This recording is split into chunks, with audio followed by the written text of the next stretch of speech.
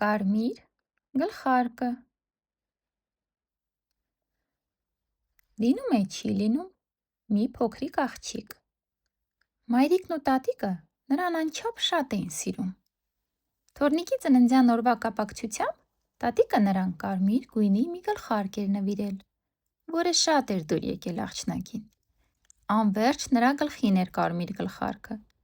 Ասում են նույնիսկ գիշերները չէր հանում գլխից։ Այդ պատճառով բոլոր ծանոթներն ու հարևանները նրան անվանում էին կարմիր գլխարկ։ Մի անգամ կարմիր գլխարկի մայրիկը կարկանդակ է թխում։ Մի քանի կարկանդակ տեղավորելով զամբյուղի մեջ, ասում է աղջկան. Կարմիր գլխարկ, տար այս զամբյուղը տատիկին, նա վատառողջ է, զգույշ կլինես, չմոլորվես անտառում,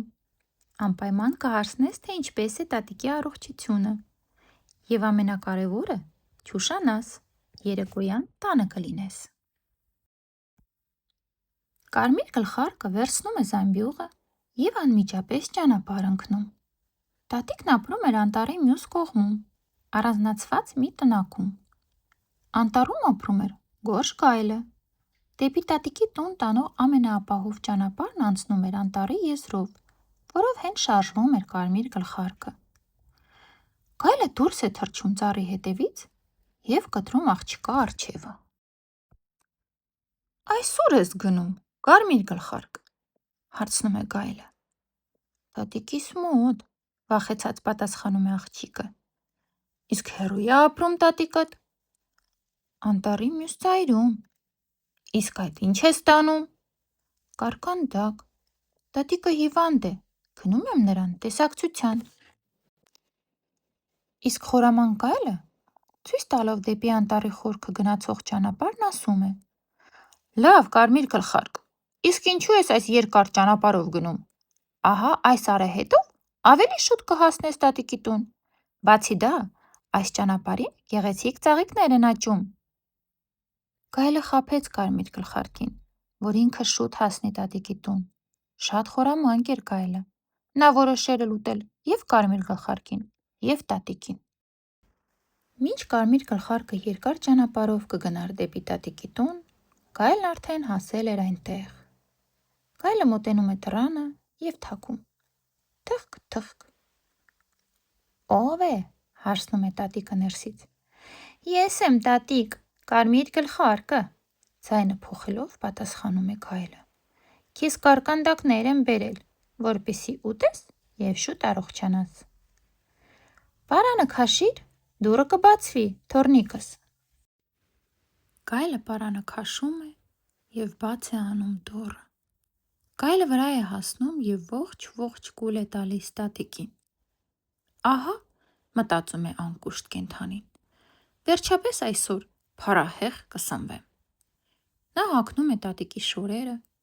մտնում անկուղին և սպասում կարմիր գլխարկին։ Շուտով հայտնվում է կարմիր գլխարկը։ Թխկ, թխկ, թակում է նա դուռը։ Ո՞վ է, հարցնում է գայլը խռպոտ ձայնով։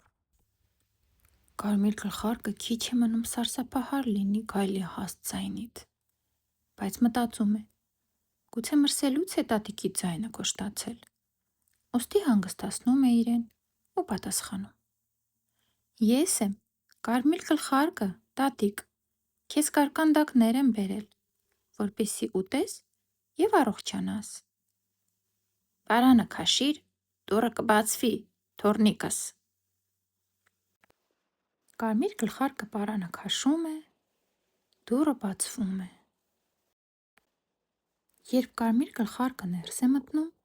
գայլը ծածկվում է վերմակի տակ ու ասում. Կարկանդակները դիր սեղանին ու եկ ինձ մոտ, տեսնեմ դու ինչպես ես։ Կարմիր գլխարկն անում է այնպես, ինչպես կարգադրում է տատիկը, և մոտենում է նրան։ Տեսնում է տատիկի երկար ձեռքերն ու ասում. Տատիկ, հարցնում է կարմիր գլխարկը, իսկ քո ձեռքերն ինչու են այդքան մեծ։ Գայլը պատասխանում է. որպեսզի քեզ ամուր գրկեմ, թոռնիկս։ Նայում է նրան կարմիր գլխարկը և նորից հարցնում. Տատիկ, Իսկ քո ականջներն ինչու են այդքան մեծ։ Որպեսզի քեզ լավ լսեմ, թոռնիկս։ Տատիկ, իսկ քո աչքերն ինչու են այդքան մեծ։ Որպեսզի քեզ լավ տեսնեմ, թոռնիկս։ Տատիկ, իսկ քո բերանն ինչու է այդքան մեծ։ Որպեսզի քեզ արագորեն խժռեմ, թոռնիկս։ Կարմիր գլխարկը սարսափահար փորձում է փախչել,